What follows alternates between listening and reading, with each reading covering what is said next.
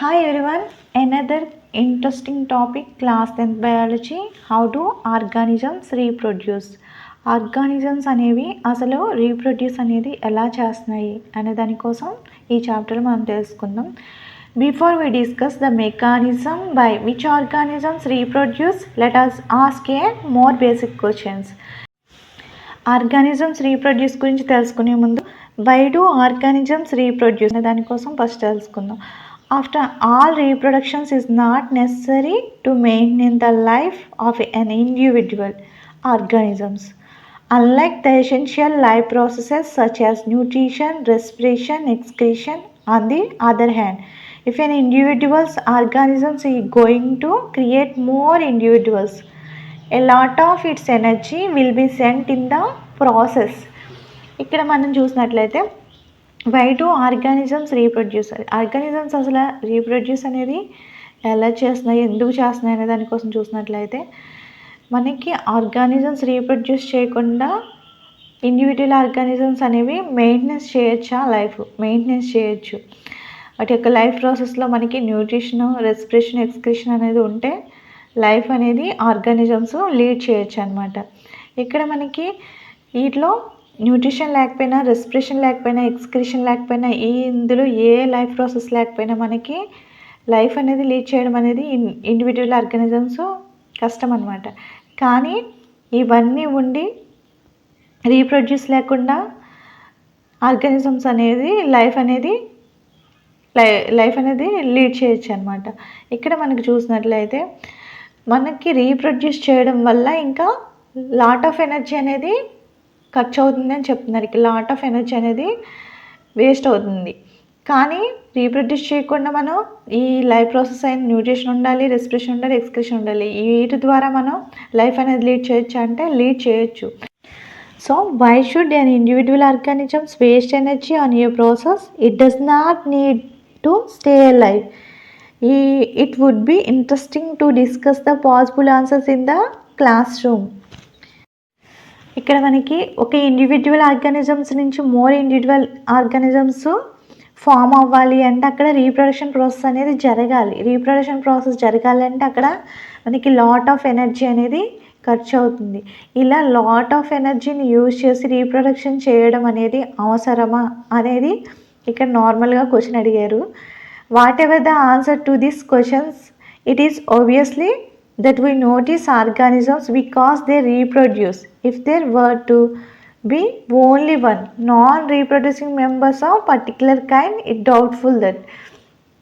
ఇక్కడ ఇంకేమంటున్నారు, compulsory energy అనేది ఎక్కువ ఖర్చు అవుతుంది. అలాంటప్పుడు రీప్రొడక్షన్ అనే ప్రాసెస్ అనేది అవసరమా అంటే మనకి అక్కడ ఒక ఇండివిజువల్ నుంచి మోర్ ఇండివిజువల్స్ అనేవి ఫామ్ అవుతాయి రీప్రొడక్షన్ ప్రాసెస్ వల్ల. We would have noticed it is the large number of organisms belonging to single species that bring them to our notice. ఇక్కడ ఏమంటున్నారు, మనకి ఒక ఇండివిజువల్ ఆర్గానిజమ్స్ మోర్ ఆర్గానిజమ్స్ అనేవి reproduction వల్లే form అవుతున్నాయి అని చెప్తున్నాం.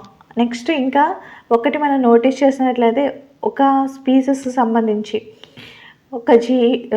నార్మల్గా ఒక ఆర్గానిజం అనేది దాని యొక్క స్పీసెస్ని బట్టి మనం అది ఆ ఆర్గానిజం అని మనం చెప్పడానికి. ఫర్ ఎగ్జాంపుల్కి డాగ్ ఉందనుకోండి, డాగ్ యొక్క స్పీసెస్ వాటిలో మనకి ఒక గ్రూప్ ఆఫ్ డాగ్స్ అంటే మనకి గ్రూప్ ఆఫ్ డాగ్స్, మనం ఒక డాగ్స్ యొక్క గుంపుని చూసినట్లయితే మనం అక్కడ చాలా అవే ఉన్నాయి అని మనం ఎలా గుర్తిస్తున్నాం, దాని యొక్క స్పీసెస్ని బట్టి మనం అక్కడ అది నోటీస్ చేస్తున్నాం అవి డాగ్స్ అని. అది ఎలా చేస్తున్నాము, దాంట్లో ఉండే క్యారెక్టర్స్ని బట్టి, నెక్స్ట్ వాటి యొక్క స్పీసెస్ని బట్టి మనం అక్కడ అది ఆ డాగ్ యొక్క గుంపు అని మనం చెప్పగలుగుతున్నాం అనమాట. Okay, how do we know that 2 different individuals belong to the same species? ఇక్కడ ఆర్గానిజమ్స్ 2 ఇండివిజువల్స్ సేమ్ స్పీసెస్తో ఎలా ఉన్నాయి, ఒకదాని నుంచి ఒకటికి అక్కడ మనకి ఒకే పోలికలతో అవి ఎలా ఉంటున్నాయి అని అడుగుతున్నారు. ఫర్ ఎగ్జాంపుల్కి ఒక ఆర్గానిజము రీప్రొడ్యూస్ చేయటం లేదు, రీప్రొడ్యూస్ చేయకుండా ఉంది. సో అది నెక్స్ట్ జనరేషన్ అనేది ఉంటుందా? అందులో నెక్స్ట్ జనరేషన్ ఉండదు. నెక్స్ట్ వాటి యొక్క స్పీసెస్ అనేవి మనకి కనిపిస్తాయా అంటే కనిపించవు అనమాట. అది అక్కడితో స్టాప్ అయిపోయినట్టే. ఈ రీప్రొడక్షన్ ప్రాసెస్ వల్ల ఏం జరుగుతుంది, మనకి ఇండివిజువల్స్ నుంచి మోర్ ఇండివిజువల్స్ అనేవి ఫామ్ అవ్వడం అనేది జరుగుతుంది. అలాగే అవి సేమ్ స్పీసెస్ని ఎలాగా ఫామ్ చేస్తున్నాయి అని అడుగుతున్నారు ఇక్కడ. Usually we say this because they look similar to each other. ఒకదానికొకటి సిమిలర్గా ఎలా ఉన్నాయి అంటే thus reproducing organisms create new individuals that look very much like themselves. ఇక్కడ మనకి ఆ రీప్రొడ్యూసింగ్ ప్రాసెస్ వల్ల అవి మనకి సేమ్ స్పీసెస్ అనేవి ఫామ్ అవడం అనేది మనం చూస్తామన్నమాట. Next, do organisms create exact copies of themselves. ఇక్కడ మనకి ఆర్గానిజమ్స్ నుంచి సేమ్ అలాగే ఉండే నెక్స్ట్ వేరే ఆర్గానిజం అనేది ఎలా ఫామ్ అవుతుంది? Organism look similar because their body design are similar. If body designs are to be similar to the blueprint for this design should be similar. ఇక్కడ మనం చూసినట్లయితే ఆర్గానిజమ్స్ అనేవి ఎగ్జాక్ట్గా మనకి ఎందుకు మళ్ళీ అలాగే ఫామ్ అవుతున్నాయి అంటే అక్కడ ఆర్గానిజమ్స్ నుంచి ఈ బ్లూ ప్రింట్ ద్వారా అవి సిమిలర్గా డిజైన్ చేయబడుతున్నాయి. అదే షేప్తో బాడీ అనేది డిజైన్ చేయబడుతుంది అనమాట. Thus reproduction at its most basic level will involve make copies of the blueprint of the body design. ఇక్కడ ఈ రీప్రొడక్షన్ అనేది చాలా మోస్ట్ బేసిక్ అనమాట, మోస్ట్ బేసిక్ లెవెల్ అని చెప్పొచ్చు. దేనికి?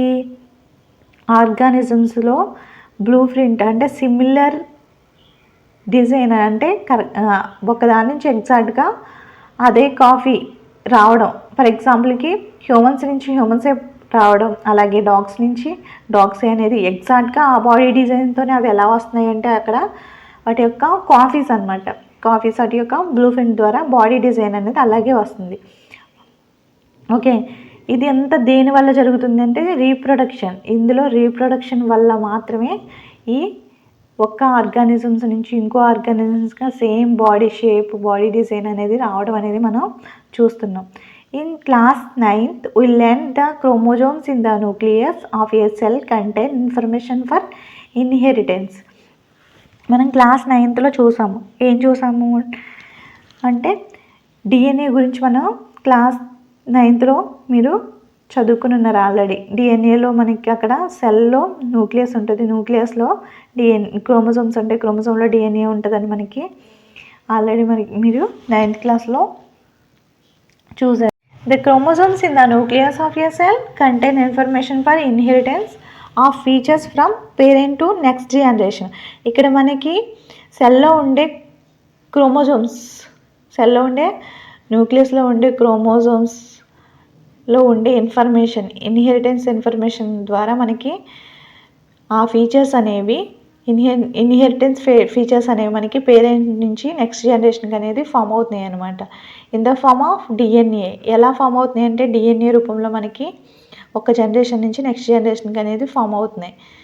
ఓకే, సెల్లో ఉండే న్యూక్లియస్లో ఉండే క్రోమోజోమ్స్లో ఇన్హెరిటెన్స్ ఫీచర్స్ అనేవి ఉన్నాయన్నమాట. ఆ ఇన్హెరిటెన్స్ ఫీచర్స్ అనేవి మనకి పేరెంట్స్ నుంచి నెక్స్ట్ జనరేషన్కి అనేవి ఫామ్ అవుతున్నాయి. ఎలా ఫామ్ అవుతున్నాయి అంటే in the form of DNA రూపంలో మనకి అక్కడ ఫామ్ అవుతున్నాయి. డిఎన్ఏ యొక్క ఫుల్ ఫామ్ ఏంటంటే డిఆక్సీ రైబో న్యూక్లిక్ యాసిడ్ అనమాట. The DNA molecule in the cell nucleus is the information is changed in different protein will be made. ఇక్కడ మనకి సెల్లో ఉండే న్యూక్లియస్లో మనకి డిఎన్ఏ ఉంటుంది అని చెప్పుకుంటున్నాం కదా. సో ఈ డిఎన్ఏ ఏం చేస్తుందంటే ప్రోటీన్స్ తయారు చేయడానికి యూస్ అవుతుంది అనమాట. మనకి ఇక్కడ ప్రోటీన్స్ తయారు చేయడానికి. Okay, different proteins will eventually lead to alternate body design. ఇక్కడ అవి డిఎన్ఏ అనేది కంప్లీటెడ్గా మనకి ఎలా ఉందో ప్రోటీన్ అనేది ఎలా ఉందో అలా మేడ్ చేయడానికి యూజ్ అవుతుంది. ఇక్కడ ఒకవేళ మనకి ప్రోటీన్ మేడ్ చేయడంలో మనకి డిఫరెన్సెస్ ప్రాసెస్ అనేది అది ఏదైనా ఇన్ఫర్మేషన్ అనేది రాంగ్ అయితే అక్కడ మనకి మన యొక్క బాడీ డిజైన్స్లో చేంజ్ అనేది వస్తుంది అనమాట. అందువల్ల ఇక్కడ therefore a basic event in reproduction is the creation of a DNA copy. ఇక్కడ రీప్రొడక్షన్లో డిఎన్ఏ యొక్క మెయిన్ బేసిక్ ఏంటంటే డిఎన్ఏ అనేది ఎగ్జాక్ట్గా కాపీ చేయడం అన్నమాట. Cell use a chemical reactions to build copies of the DNA. అక్కడ సేమ్ ప్రోటీన్ మేడ్ చేయడంలో మనకి సేమ్ ఇన్ఫర్మేషన్ అనేది డిఎన్ఏ ఇస్తుంది అనమాట. ఎలా అంటే దాంట్లో జరిగే కొన్ని కెమికల్ రియాక్షన్స్ వల్ల అక్కడ మనకి కాపీస్ అనేవి డిఎన్ఏలో బిల్డ్ అవ్వడం అనేది జరుగుతుంది అనమాట. This creates 2 copies of the DNA in reproducing cell. మనకి డిఎన్ఏ యొక్క రీప్రొడ్యూసింగ్ సెల్స్లో మనకి 2 కాపీస్ అనేవి ఉంటాయి అన్నమాట.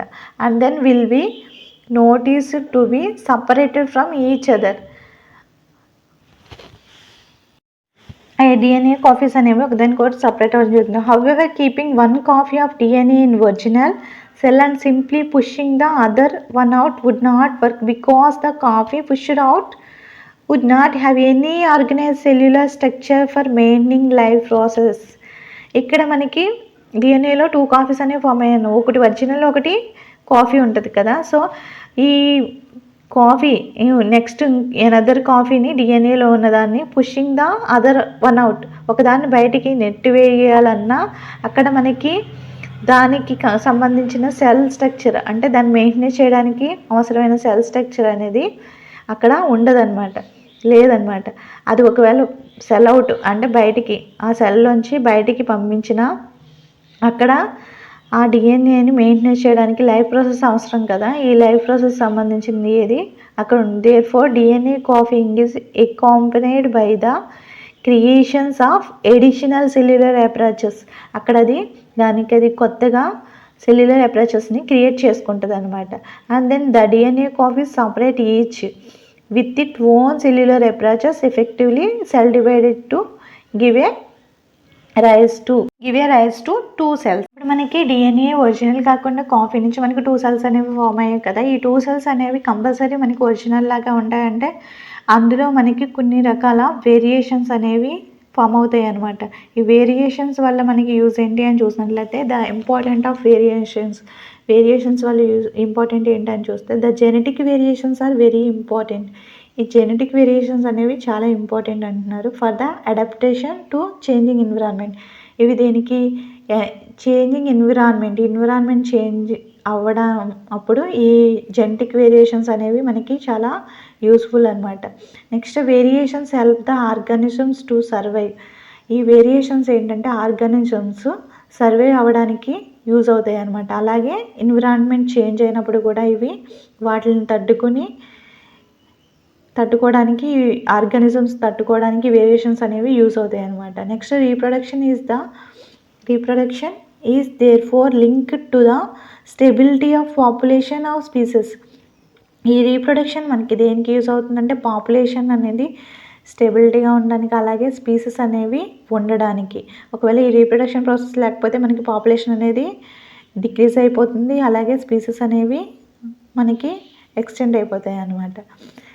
ఎగ్జాంపుల్కి మనం చూసినట్లయితే if there were a population of bacteria living in temperature water and if the water temperature were to be increased by global warming, most of this bacteria would die. But the few variants resistant to heat would survive and grow. Further variation is the useful for the survival species over time.